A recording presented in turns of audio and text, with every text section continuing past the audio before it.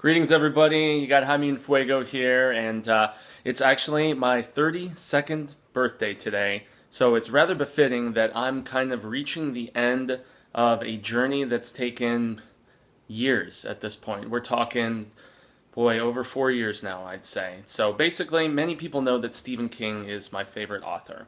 And he has been for a number of years. I always really enjoyed stuff like, Pet Sematary and The Stand and It when I saw, the films and stuff as a kid, but I'd never really actually read any of his stuff until, boy, it was probably almost 5 years ago that I read Pet Sematary.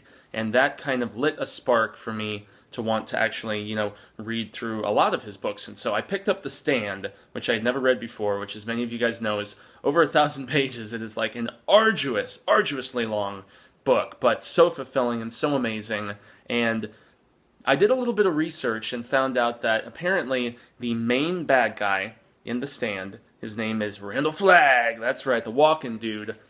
He shows up in lots of other Stephen King stuff. And so for that reason, after, finding out about the Dark Tower series and just how, Flagg pops up in other stuff, I took it upon myself to start reading and collecting every Stephen King release. Yeah, that's right. Every Stephen King release.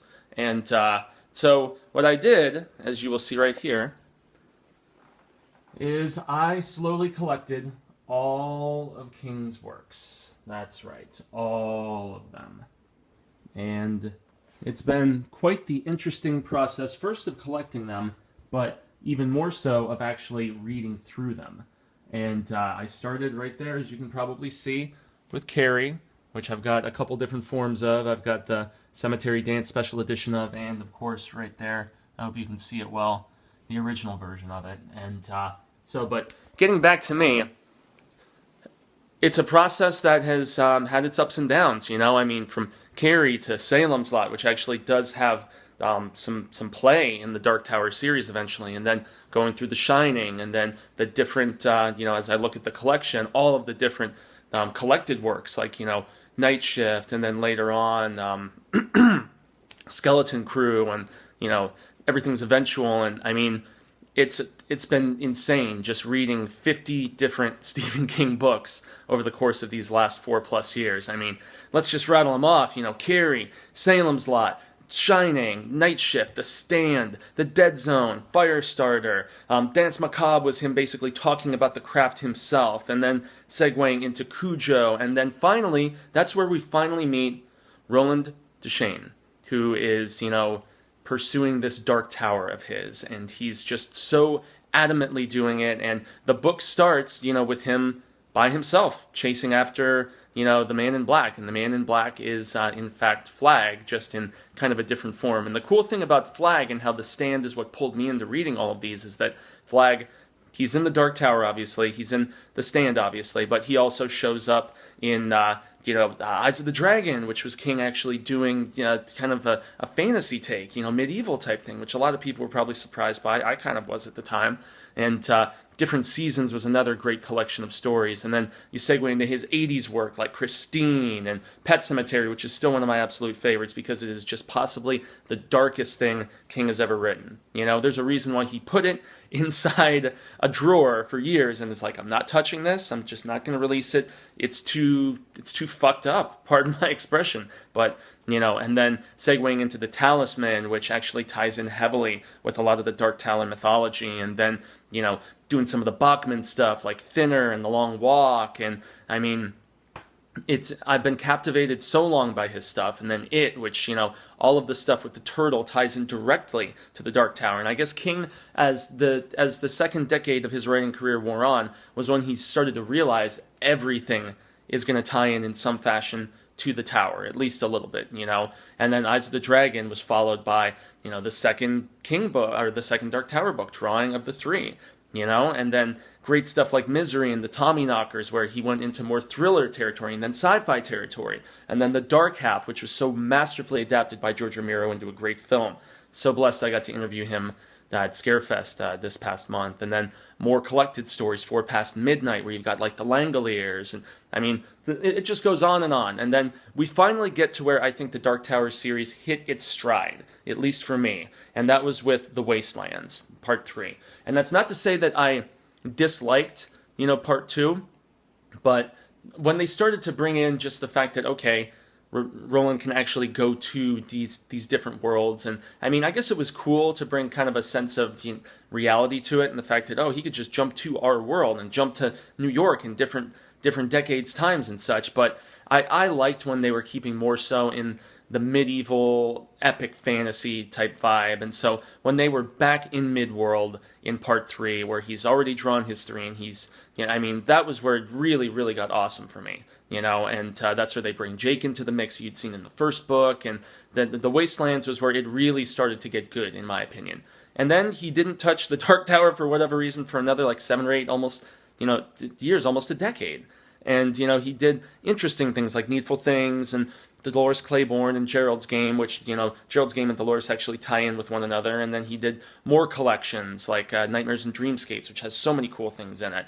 But then I think he maybe started to feel the Dark Tower itch again, because even though he didn't go back to the tower just yet, he started to have stories that really tied in heavily with it again. Insomnia, I mean, Patrick Danville directly ties into the final volume of the Dark Tower. And even though you don't see him pop in the Dark Tower until like a decade later, it's still very interesting how he sowed the seeds in this novel Insomnia, where he really ended up, it was very prophetic. I don't know how well he was planning all of this, if he really had all the outlines drawn or whatever, but yeah. And then Rose Madder, I'm probably not pronouncing it properly, that has a woman actually stepping into a painting pretty much into Midworld, or at least in-world or out-world. I don't know, I'm thinking Mortal Kombat now. And then Desperation and the Langoliers, or excuse me, not the Langoliers, the Regulators, I should say. Those both directly tied in with aspects of the Dark Tower as well. And so after The Green Mile, which was a very interesting serialized novel that he did, it was finally time to go back. And we actually ended up going a lot further back than I was even expecting. He went back to the childhood of Roland. And that's where he actually got to find out more about Ellen and Cuthbert. And I'm actually very excited to finally, I've been sitting on these Marvel prequel Dark Tower comics for a very long time, and now I'm finally going to get the chance to read them, because I'm at the very finish line of Dark Tower 7. I'm at the point where there's about 20 pages left, and King is like, if you don't want to know what really happens, just stop right here. And it feels kind of crappy on my part for him to do something like that, where he's like, come on, don't do it, even though you want to, because even just saying that makes me want to even more so.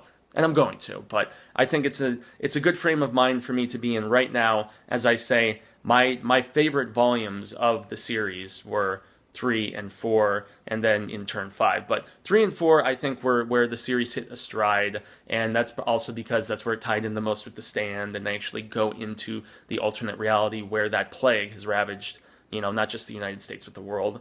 And so, and that's where you have Flag really reveal himself as, an antagonist, but so good.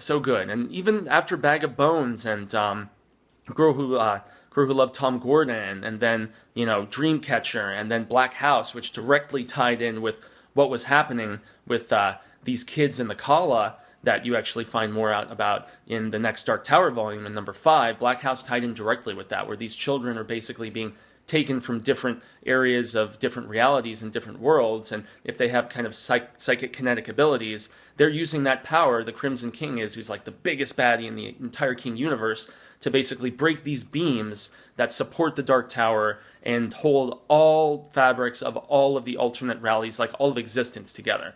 It's kind of fascinating, but the series really started to lose me when they started bringing in the evil corporations and all this different stuff. And I mean, I guess it was interesting, but yeah, I mean, even though I loved Black House and I loved Wolves of the Kala, and I really enjoyed From a Buick 8, which kind of tied in with the Dark Tower mythos at least a little bit. It was almost like a cooler, kind of beefed up Christine, in my opinion, in a lot of ways. But, King decided to do this stretch run after he almost passed away.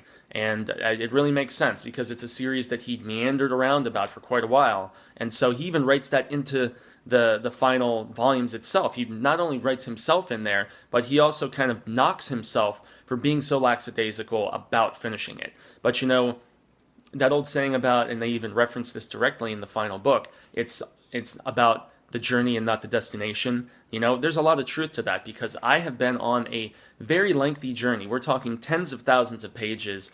I'm like 50 books at this point. You know, if you're including the collected works and everything else. I mean, I've read like 50 Stephen King books in the last 4+ years, trying to get to this destination of fulfillment that I'm about to walk through. And even though they lost me in number 6, and I never liked this Susanna character very much. She just kind of irritated me a little bit. Some of my favorites end up getting killed off in the final volume, but you know they at least see a light at the end of the tunnel, albeit in an alternate reality. So think what you will of that, and perhaps I'll be thinking differently after I read these final few pages that King has warned me against doing. But it's a very surreal journey to come to a close here on my 32nd birthday. So, Stephen King, this goes out to you, buddy. I say gracias for enriching my life so very much, and I'm excited to see what the Wind Through the Keyhole is all about, because I guess that's a bonus story. So, in any event, I'll talk to you guys soon. Thanks for tuning in, and yeah, this has been a very special moment on Infuegotainment. So, thanks, guys.